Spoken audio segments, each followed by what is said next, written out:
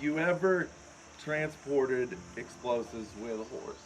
Oh yeah, and it's legal under DOT regulations because it's not a motorized vehicle. All the transportation regulations pertain to motorized vehicles. Okay, so this young pup here got no motor, so it doesn't matter. And I in the old days when I was working at Rock Mechanics and Explosives Research Center, okay, in the summer when we didn't have classes, I'd ride in my horse and have my saddlebags, and when I need to pick up some explosives, I'd put the explosive on one side and the caps on the other side. Completely legal. Did you know that you can legally ship 1.4B caps FedEx? Nice. Yeah.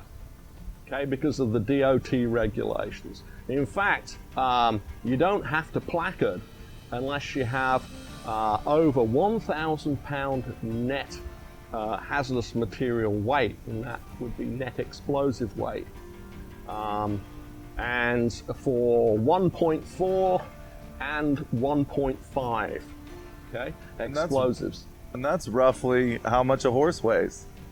Yeah, this horse is probably about 1,100 pounds, so I'd have to placard him if he was exploded. Now, sometimes this horse will explode, right? But today is acting pretty gentle, right?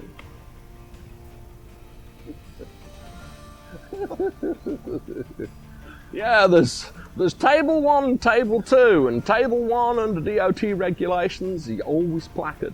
Okay. And that's 1-1, 1-2. 1-2 example would be hand grenades, 1-1 dynamite, 1-1D, and then 1.3.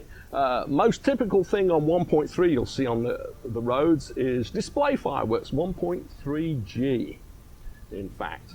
But 1.4 and 1.5, you only have to placard if you've got 1,001 pounds. Okay, it's over 1,000 pounds. 1,001 pounds of net weight of hazardous materials. Okay. Yeah. Yeehaw! Now, those DOT regulations are based on hazard classification. Of course, 1-1's mass detonation, right? And then 1-2, if I remember rightly, is fragment hazard. Okay. Explosion with fragment hazard. But if you look and read on those DOT descriptions, it will tell what it is. So it's which explosive fits into whatever classification. So 1.3 would be a mass explosion that doesn't detonate. Okay. Okay. Example, black powder or fireworks or something like that. And then 1.4 is minor stuff, which would be blasting caps, snack, crackle, pop, Rice Krispies. Nice. Right. And then 1.5 is blasting agents. Now which would be example, ANFO, an emulsion that's sensitized emulsion that's not cap sensitive.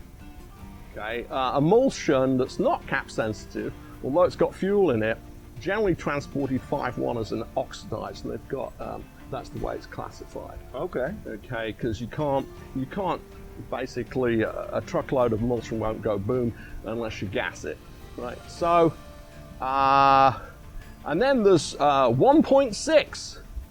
Okay, there's an actual 1.6 classification for explosives, and I guess that's like wooden explosives, but nobody's ever come up with an explosive to put in the 1.6 classification, but you can buy the placards, which is totally insane.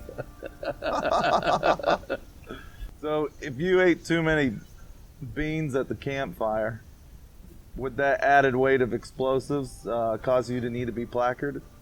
Well, I guess it depends where you are. Okay, if you're in the driver's cab, no. But if you're on the back, it might be counted as compressed gas. And this pertains to something important because, for instance, carrying fuel. If you've got a truck and you're carrying fuel, then if you have over 1,000 pound, over 1,000, that's 1,001 pound of fuel, diesel oil in that back tank in your bed, then you have to placard. because it's table B, Okay. table 2, right? So you have to placard that, but the fuel in your fuel tank, no, but DOT was trying to change that so it would include the fuel in your fuel tank, Okay. okay, which really then screws people over because you've got, if you've got a dually, you've got 35 gallons of fuel there if you've got a single fuel tank, and multiply that by about 7 pounds a gallon. You get the idea how much fuel you'd lose for actually fueling up your equipment on site. Yeah, that's interesting. Yeah. In fact, DOT is one of the most onerous regulatory authorities there is, okay, for explosives.